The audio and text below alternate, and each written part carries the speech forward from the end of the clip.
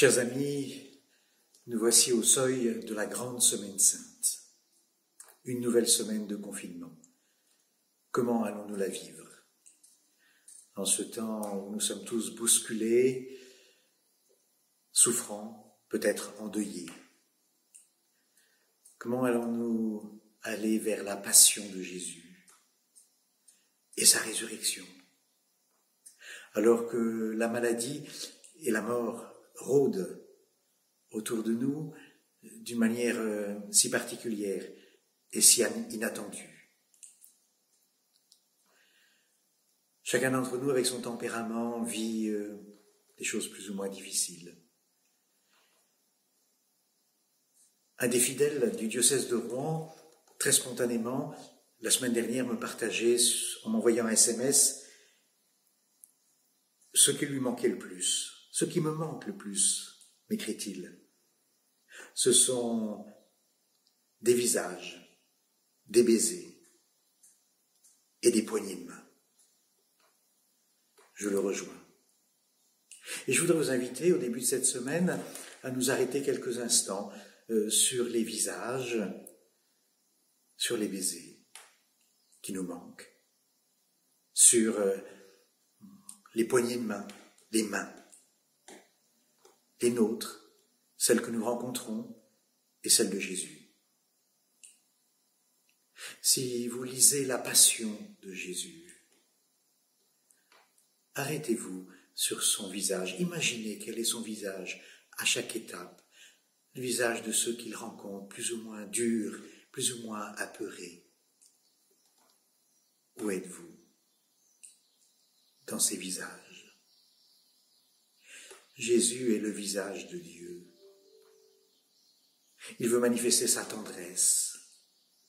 Il a pardonné à la femme adultère.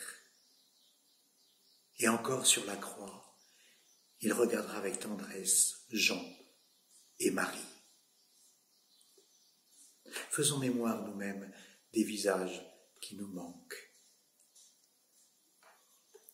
Et essayons d'être un visage comme celui de Jésus, de tendresse, même dans la difficulté et la souffrance, auprès de nos proches, dans un appartement où peut-être on est un peu trop nombreux, ou bien je suis seul. Les baisers nous ont construits, ceux de nos parents, ceux de nos amis, de nos époux, de nos épouses. Ils nous ont fait grandir, comme Jésus a grandi, avec les baisers de Marie, de Joseph, d'Anne et de Joachim, ses grands-parents, avec les gestes de tendresse de ses amis, Marthe, Marie, Lazare. Mais ensuite, il n'a pas voulu d'autres baisers d'amour que celui qui l'attend, celui d'une humanité pure, digne d'être son épouse, celle qui va renaître à la résurrection. En revanche, il reçoit le baiser de Judas, baiser du traître, de l'apôtre qui devient traître. C'est le moment peut-être de nous interroger sur nos trahisons. Et comme dit le pape François, de nous confesser spirituellement du plus profond pour recevoir le pardon qui est comme la plus grande caresse que Dieu peut nous faire et qu'il veut nous faire. Le plus grand baiser comme celui du Père qui attend le Fils prodigue. Contemplons les mains de Jésus, pieds et poings liés, pour sa passion. Ces mains qui sont des mains de charpentier, d'hommes, qui sont devenues des mains pour bénir, pour multiplier les pains, pour guérir. Voilà qu'elles sont maintenant transpercées, clouées sur la croix,